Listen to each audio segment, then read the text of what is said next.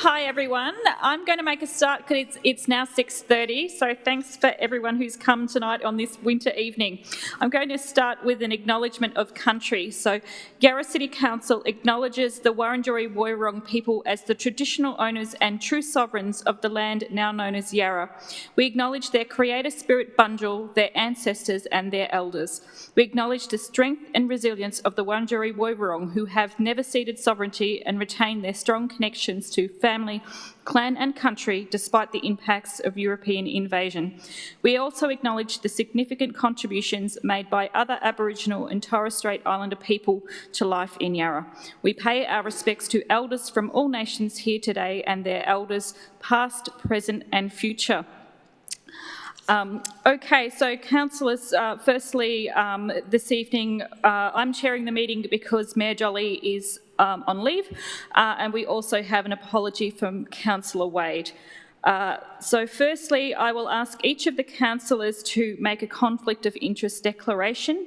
You may respond with "I do" to the following question. Do you declare you have familiarised yourself with the matters being presented to this meeting and that you do not have a conflict of interest? Councillor Aston. I do. Councillor Crossland. I do. Councillor Davies. I do. Councillor Gomez. I do. Councillor Ho. I do. Councillor McKenzie. I do. That's great, and I do. Before we begin, I'd like to quickly run through the process of with how tonight's business will be considered. This extraordinary council meeting is to hear submissions on the draft 2026-27 budget and long-term financial plan. We have 15 registrations in total and 2 minutes to speak. The report for the adoption of the 2026-2027 budget and long-term financial plan will be presented to Council at the Extraordinary Council meeting on Tuesday, 16 June 2026. I'll just firstly comment, we actually had 512 submissions on the budget. So thank you for everyone that's made a submission, and thank you to everyone who's attended this evening to make a verbal submission. I'll start running through the list. So the first person we have registered to speak is Charlie McMullen from Yarra Children's Centre. Please come to the front and press the button to turn on the mic. That button? Yep. Just to clarify, is it 2 minutes or 3 minutes? It said 3 minutes online. 2. We've got more than 10 speakers registered. Okay. I'll try and go quickly. Good evening, councillors. My name is Charlie McMullen and I'm speaking on behalf of the Yarra Children's Centre Committee of Management, a volunteer-run committee, not-for-profit, servicing the families of Yarra in Alphington and Fairfield. As you may recall, we made a similar submission last year, and unfortunately a number of issues remain, but we're optimistic we won't need to come back again. Over more than 6 years, our community has fought hard to give Yarralee's children something they deserve, a safe, modern, fit-for-purpose centre. We wrote grants, ran fundraisers, gave up evenings and weekends, and we raised over $500,000 from families and volunteers, after-tax dollars given in good faith to a building that council owns. That community effort, together with $750,000 grant from the Victorian Schools Building Authority, which we secured, not council, brought this project to life. Against the $300,000 contribution from council, this is a funding ratio of over 4 to 1 from non-council sources. Council officers unilaterally scrapped our completed concept design and appointed a new architect without consulting us. That added at least $143,000 in avoidable costs and 6 months of delay. Someone else's decisions, our community's bill. The new design has prioritised the council MCH room at the expense of the education spaces and was posted to council's Facebook page before we'd had a chance to endorse it. And there's a discrepancy in the budget papers themselves. The figures don't match what's been agreed in writing. We seek clarity on this urgently. Since May 25, we've been negotiating with council to establish a memorandum of understanding, and it was almost there in April this year. Unfortunately, council have paused that process with no explanation to us, and we don't understand what's going on with the MOU. Surely a governance framework is needed for the project. Without the additional funding, the grant from the VSBA is at risk, and we seek equitable funding from council, which is still less than what our community has raised. It's the right thing to do under your own social justice charter. Your time is finished. Thank you. Thank you. So the next registered speaker we have is Daniel Sard from Bridge Road Main Street Incorporated.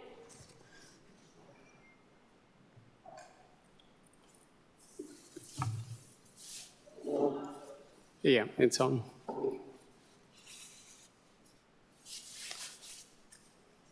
Good evening, councillors. My name is Daniel Sadie from Niche on Bridge Restaurant in Bridge Road. I've been a trader for 15 years. Tonight I'm speaking on behalf of hundreds of hard-working traders, workers, residents, visitors who passionately support the continuation of 1 hour free parking. We have ready to submit letters of support from representatives from both the Labor and Liberal Party, demonstrating a broader recognition of how important this initiative is to local businesses and the wider community. Over the past few months, we've undertaken extensive stakeholder engagement, and honestly, we've never seen this level of trader engagement before. This is real. We have extraordinary buy-in from traders across the precincts.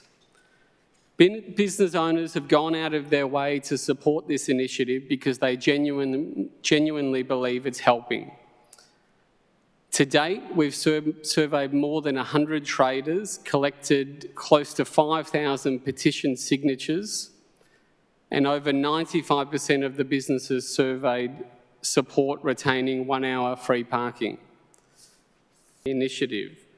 We'd be happy to provide these videos to the councillors. The consistent messaging is customers are returning, people are finding it easier to stop and shop local, appointments are easier, customers are staying longer. So we implore you to support the continuation of 1 hour free parking. Thank you.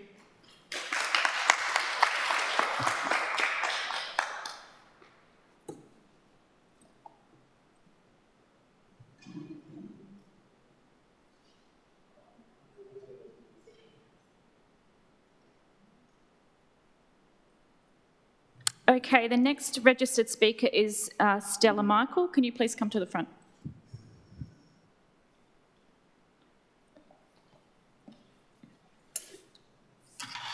Just press a button. Hello? Yeah, cool, awesome. Good evening, councillors. My name is Stella and I live at the corner of Station Street and Park Street in North Carlton. Thank you for the opportunity to address council this evening. I speak tonight regarding the ongoing drainage and gutter issues at the corner of Station Street and Park Street, and my disappointment that the drainage upgrade works proposed by Councillor Crossland have not been included in the current budget. For many years, the drainage system at this corner has not functioned adequately. Following periods of heavy or prolonged rain, water collects and floods the gutter, footpath and the road. The pooling can remain for 3 or 4 days before clearing. During this time, it can be difficult and sometimes impossible for residents to safely exit their vehicles. Pedestrians crossing to the park and busy bike path are forced to navigate large areas of standing water, and at times the footpath and gutter become indistinguishable beneath the flooding. This is a genuine safety concern. The problem does not end when the rain stops. Rubbish, debris and muddy water accumulate in large stagnant pools that detract from the local environment and streetscape. This is a high activity area servicing the park, playground, bike park, local cafe and surrounding residents, yet it is regularly left standing with water for days. This issue directly affects what has been my family home for more than 60 years. We have raised concerns with council previously and provided documentation of the flooding. The footings of our house have visibly sunk. over time. I acknowledge the considerable discussion that has taken place with Councillor Edward Crossland regarding this matter and thank him for advocating for a solution. I also note Council's advice that the site does not currently meet intervention thresholds under the Road Management Plan. However, I note that the other curb, footpaths and crossing improvements have been taken alongside Park Street to better support overflow, while this location continues to experience significant flooding. Council has acknowledged that this is a problem. I ask that Council give overdue consideration to the ongoing impacts on public safety, accessibility, environment and amenity. Thank you. Your time is finished. Okay, so the next registered speaker is Andy Calder. Can you please come to the front?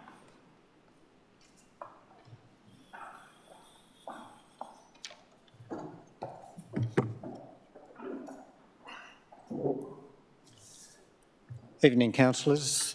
Andy Calder. I live at 141 Ramsden Street, Clifton Hill, and I come representing many concerned people in proximity to the intersection with Yarra Street. Our question is, why is it that a vehicle has priority over pedestrians on a designated footpath?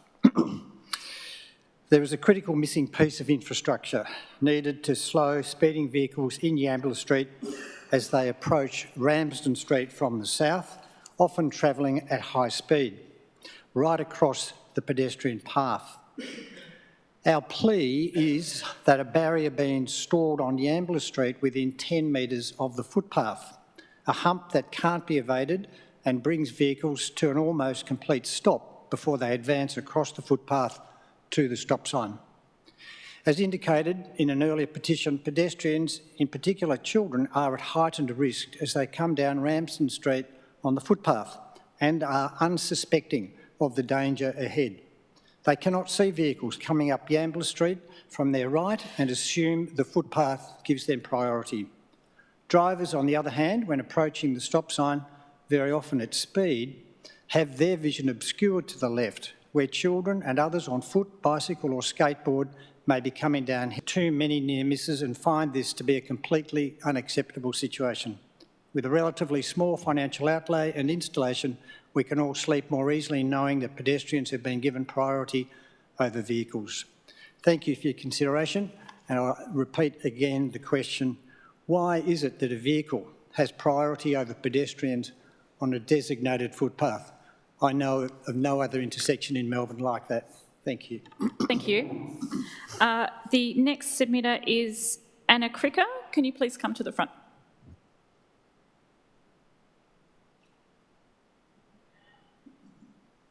Okay, next on the list is Demetrius Musafariadis.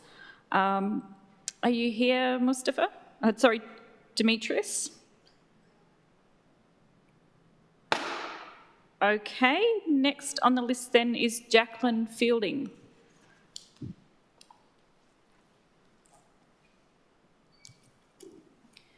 Good evening, councillors. My name is Jacqueline Fielding and I'm a resident of Yarra Bend. For the past 2 years, residents have raised ongoing concerns regarding the direct impacts of the playground at Artisan Park, Alphington, on the surrounding residents and their homes, including excessive noise, early morning and late night use and antisocial behaviour. This playground was constructed without any prior consultation with the affected residents who had been living in their residences for 2 years by either the developer or council. On the 2nd of March 2024, residents submitted a petition containing approximately 40 signatures opposing the location of the playground and requesting its relocation. This occurred during the early stages of construction before the playground had even had footing in the ground, when residents first became aware that it would be a playground and that it was being built directly beneath and beside residential apartments. The petition was unanimously received by Council on the 12th of March 2024. However, no action regarding the placement of the playground resulted from that process. Since that time, residents have repeatedly provided Council staff with audio recordings, photographs and direct observations demonstrating the ongoing impacts. Despite this, there has been no resolution or meaningful compromise for affected residents. The concerns identified in the original petition have materialised and continue to affect residents and their right to quiet enjoyment of their homes. For 2 years, residents have been directed to seek solutions through the developer, yet the developer has advised that potential mitigation measures are constrained by council policy. Simple interim measures, including adjustment to playground lighting and additional signage encouraging considerate use of the space, were supported by the developer but were not permitted by council. Given the ongoing impacts on the residents, the availability of other existing and planned playgrounds within close proximity to Artisan Park, and the fact that residents have now been raising these concerns for more than 2 years, can council please reconsider bringing forward funding for the removal or relocation of the playground into the 2026-27 financial year, rather than... Thank you. Your time's up.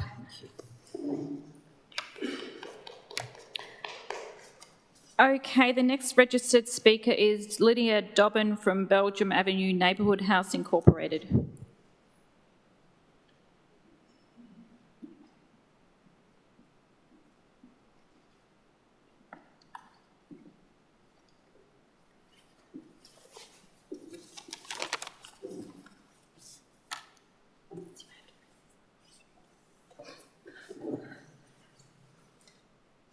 Hi, good evening, councillors. My name is Lydia Dobbin and I'm the manager of Belgium Avenue and Collingwood Neighbourhood Houses. Today we are here to ask for $40,000 from the council to contribute to infrastructure upgrades around accessibility for our beloved community hall, The Factory, on Belgium Avenue opposite the North Richmond Public Housing Estate. We've received $350,000 from the state government for this, but require another $40,000 to make sure that the space is truly accessible for everyone. We're looking for funding for accessible toilets, an automatic door, and level landing. The factory is used 7 days a week for a variety of activities, including English classes for new migrants, community celebrations and festivals, a weekly Friday social program with over 60 people coming each week. It's used for a rehearsal space for people living in the housing estate for their bands, and many community dinners and lunches. My colleague Fatuma is here. Location for the cultural we're using for the event, especially for the year, for twice a year, for the Eid festival, also the Iftar night. Also we have Ramadan and the end of the year for the celebration. Also, we also have the weekend, Saturday and Sunday, for the using the Homa Club, Sunrise Homa Club, for the bus to Lydia back. Thank you. That's everything from both of you? Yes, but we have another item. Okay, that's fine. Okay, so go ahead then, make the second submission. You can have 2 minutes for the second submission. Okay, great. Thank you so much. We're also here tonight to talk about the Sunrise Homework Club. Yarra Council has funded this for a number of years, but the funding was lost in the most recent round of annual grants. The funding's around $10,000, and this is such a vital program in our community. Fatuma runs this amazing program. There's 4 sessions a week across both the Collingwood and North Richmond public housing estates. 86 children attend this program every week, all from the African Australian community, predominantly Oromo, Somali and Eritrean young people. They're all public housing residents. They're not able to access tutoring in another way, so this program's vital for them. The $10,000 will go predominantly towards supporting the cost of tutors. One of the things that's so special about this program is that many of the young people who go through the homework program come back as tutors. So they're not only tutoring the young people, but they're very important role models and mentors to these young people. The parents put in a huge number of volunteer hours to make this work. Fatuma puts in many volunteer hours to coordinate everything. I'll just hand to her so she can tell us a little bit about the impact for her community. Really, for the homework club, it's really helping the kids to be away for the trouble. Last time we used to have kids drop off school year 9 and 10, but now we're getting the things are doing it, finishing school year 12. When they even go to uni, still they come back and tutor for the kids and also support the parent for the language, especially with public speaking. That's what we're doing, and really, thanks to the council have been supporting, and without the homework, it's really hard for the parent and the student. At least we do as our education as well as the player team. to connect the community time together, and thanks. Thank you. And I also just wanted to acknowledge the $100,000 allocated towards the SEPTA, the safety audit for Collingwood, and say that this would be very much appreciated in Collingwood. Thank you. Thank you. Thank you both. Okay, so the next registered speaker is Matt Carr from Heidelberg SES.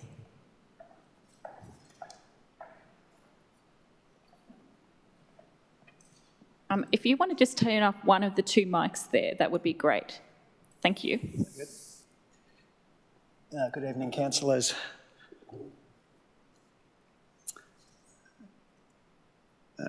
Press a button, is that right?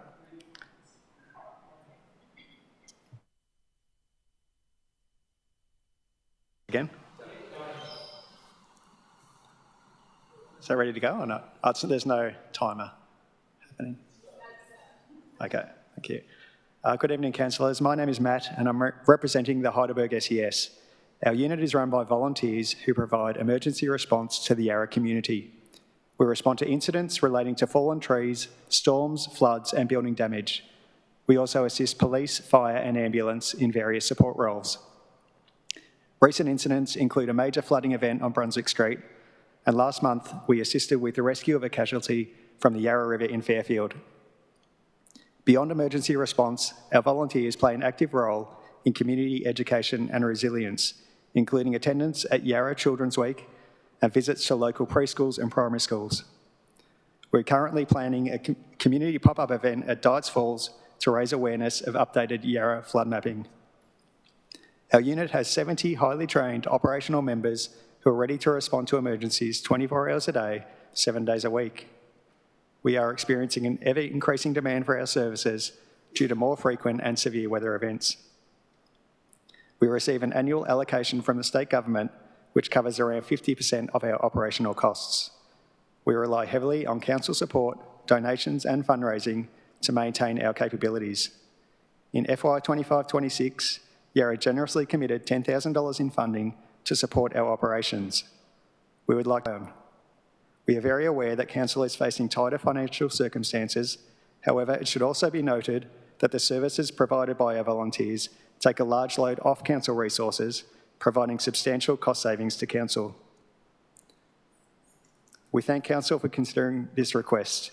With your continued support, we can maintain our emergency response capability, strengthen community resilience, and continue delivering essential services to the Yarra community. Thank you. Thank you. Okay, so the next registered speaker is Bill Ginn.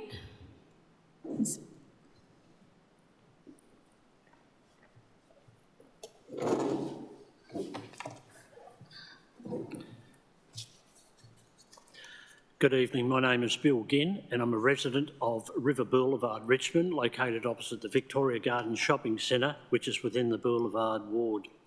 Deputy Mayor Harrison, thank you for the opportunity to speak here tonight.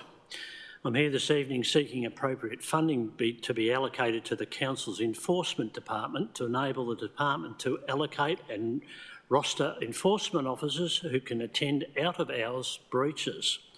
The residents of River Boulevard have to endure regular nightly abuse of the Victoria Gardens Shopping Centre's overnight curfew by delivery and commercial garbage truck drivers, repeated instances of after-hours construction and maintenance works, in addition to the daily abuse of parking in River Boulevard, the limited parking that we have. When late night and early morning breaches have been repeatedly reported to the council, we are advised that there is nobody available to attend these breaches that occur outside of office hours. These recidivist drivers and construction workers are obviously aware that they can get away with it, as there's no council enforcement undertaken during the out-of-office hours. Additionally, we suffer the parking abuses reported to office hours even during the day. We have vehicles remain there for sometimes days and we can't get parking officers down. They're reported, and when we question why it's not happened, we're advised that they're too busy. The River Boulevard residents are hopeful that the sufficient funds can be allocated to the Council's Enforcement Department to properly deal with these ongoing issues out of hours. Thank you for your time. Thank you. Okay, the next registered speaker is David Frapper from the Australian Services Union.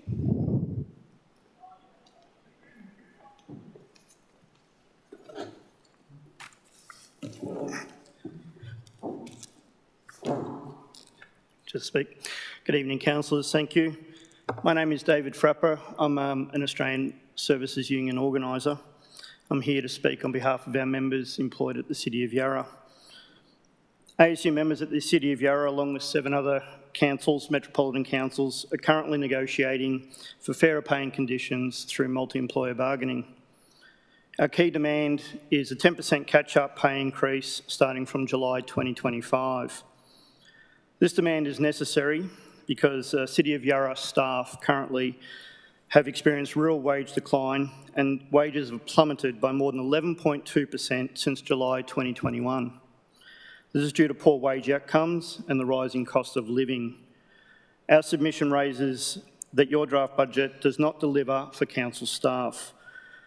Employee costs are projected to increase by only 4.3% in 26-27 and 2.4% in 27-28. This is nowhere near enough to fund the ASU wage claim and is even less generous than other councils.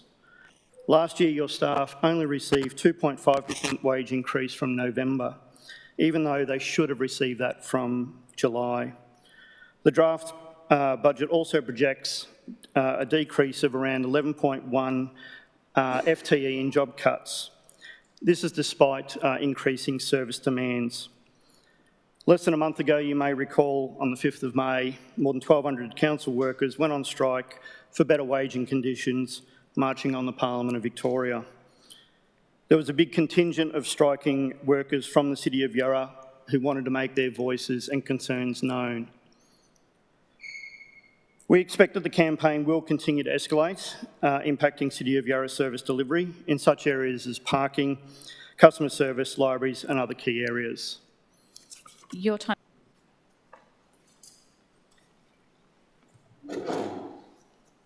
Good evening, councillors. I'm here representing MCMC. Our CEO, Bernadette Thomas, is an apology unable to attend. So I'd like to thank Mayor and councillors who've confirmed to us that we will get some funding in the FY 26-27 budget. We were quite nervous about this in the lead up to the budget. We've been supported and working with City of Yarra for decades from the formation of the Merri Creek Management Committee. You play a vital role in helping us restore and repair the creek.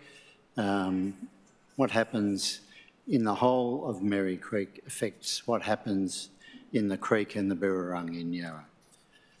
So we think our role with the community and with government organisations is quite unique and enables us to keep the community engaged and involved in an outdoor activity that's good for all the residents of Yarra and other parts of the catchment. In most recent financial year that we've audited, FY 24-25, you were generous enough to give us 18,000 on top of the normal funding that you provide to us. That helped us get going on some projects. We've recently begun a Re-Veg the Gorge project that will bring yourselves, Darebin, Friends of Merri Creek and Melbourne Water to work on a neglected part of the creek in Westgarth and Clifton Hill. Full funding will help us continue this work and we're seeking a slight increase on last year, $107,000. Thank you. Your time's up. Thank you. Okay, so the next registered speaker is Matok Achol from the Fitzroy Homework Club.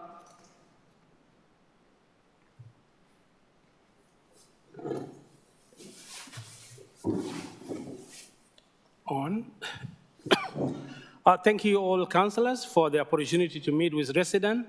My name is Matoj and I'm from Kiddie Space in Yarra, and I run Homework Club in Fitzroy that change young people's lives. And in the last 15 years, we assisted over 300 kids or young people with help from City of Yarra, but not this year. Given that the funding we get from City of Yarra, almost 0.5% of that funding goes for the rent. We use City of Yarra facility. Due to time, I'll just share with you only 2 feedback from youth. Over the years, that's the first one. The Homework Club helped me build confidence, which was something I struggled with. I used to be very shy, quiet at school, and often too nervous to ask questions, but the program taught me there is nothing wrong with not understanding something and asking for help. Also, I love seeing my friends there, which is every kid's dream. The second one, Homework Club helped me from when I was around grade 3. The ongoing support that I received throughout these years really helped me with my current role as healthcare professional. Volunteers always remind me to work harder and achieve things I could not ever imagine were possible. Having the opportunity to give back, I became a Homework Club coordinator. I hope for the younger generation to move mountains the same way I did, with support of Matoj and his team. As you can see, we are making difference in the City of Yarra. And also, City of Yarra been in news for a lot of wrong reasons because of young people. And it would be a good opportunity for City of Yarra to help us so we'll be able to support young people, because they are not leaders of tomorrow, but they're leaders of today. And I had more than 60 feedback, but due to the time, I could not share with you. Thank you and stay blessed. Okay, the final registered speaker this evening is Ryan Carters from DadFit Community Limited. Sorry to interrupt just quickly, Deputy Mayor. I think we're missing somebody off the list that I know was registered down the back, Matthew Crisfield. Could we put him in after? Is that, he's here. We might just proceed. The fathers we have in our community in Yarra and the important role they play in children's health and safety and in women's health and safety, either for better or for worse, depending on what kind of dad they are. And I'm here as founder and CEO of DadFit. We're a non-profit community organisation based in Yarra. We have over 200 members, dads and families in our community who I'm speaking on behalf of. And I know a lot of our community were gutted that the DadFit submission to include funding for DadFit in the upcoming council budget at this stage is not in the draft budget. And the reason that we're gutted about that is because existing services in Yarra for new families provide a very different experience for new mothers versus new fathers. The average mother attends 5 new parent group sessions, 10 one-on-one appointments with the local maternal child health nurse. And I think that's a fantastic council support service to enable that transition to healthy motherhood. But for the average dad, they don't engage with any kind of support services, and there's no father-specific supports for new dads in Yarra. And what that means is that a lot of dads who are struggling with social isolation, 1 in 4, personal health issues, 1 in 2, significant mental health challenges for 1 in 5 of our Yarra dads, are unlikely to access any kind of group or individual support in their parenting journey. And we know when dads are unsupported, it has negative effects for women and children's health and safety. So it's not just about dads, it's about the whole family. So what our community of 200 dads is proposing is $50,000 in funding from the council. And that would enable us to scale up our free community programs rather than occasionally doing it in certain sites across Yarra, to be able to offer it to every new dad in Yarra on an ongoing basis for the whole of the district. This would enable 500 dads per year who are first-time parents in Yarra to actually have the support they need as a new parent and set themselves up for success to be healthy, safe and connected parents and partners. And it would also make Yarra a leader in fatherhood support in Victoria, which I think is in line with the Council's commitment to mental health, to gender equality and to supporting children to be health and safety. Thank you. Your time's up. Thanks, everyone.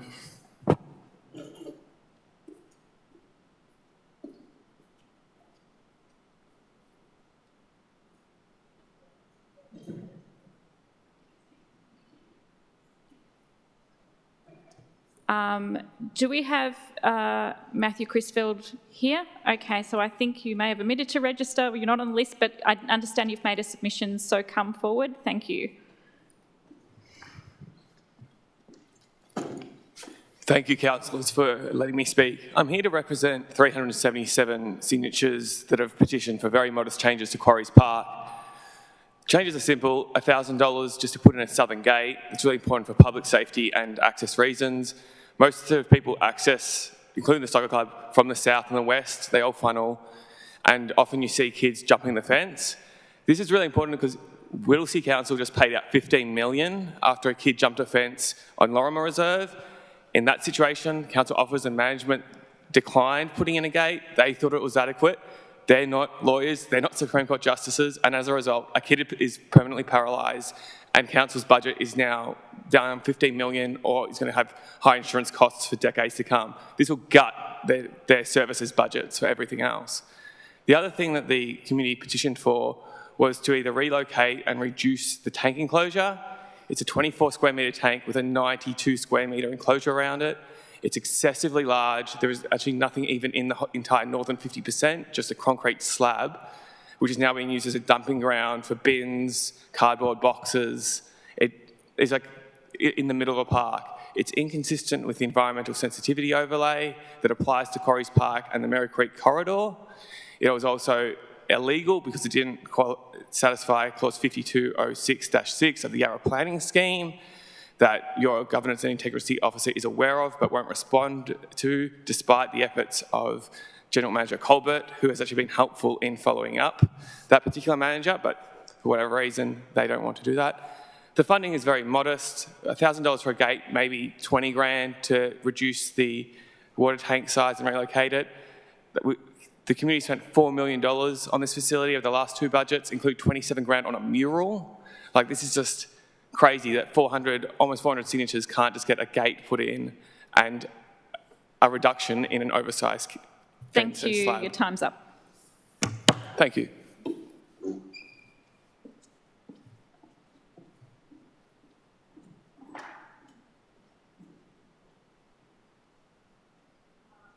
Okay, so councillor. Oh, it's.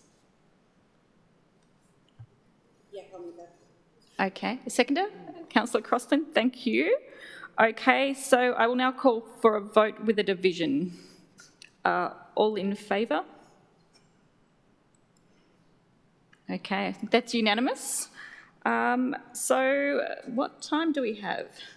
7:09. I will now declare the meeting closed at 7:09 p.m. Thank you, everyone.